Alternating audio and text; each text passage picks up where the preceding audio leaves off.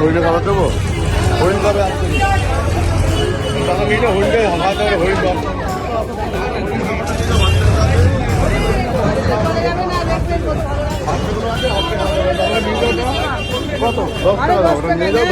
এটা হচ্ছে এখানকার নবদ্বীপের আমাদের জল মন্দির, নবদ্বীপের সব থেকে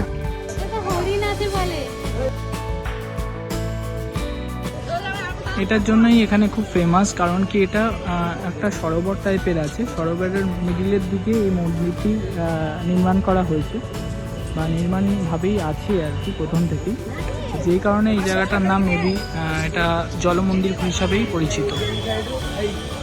অলরেডি আমরা হরিণও দেখলাম, এখানে অনেকটা হরিণ ছিল।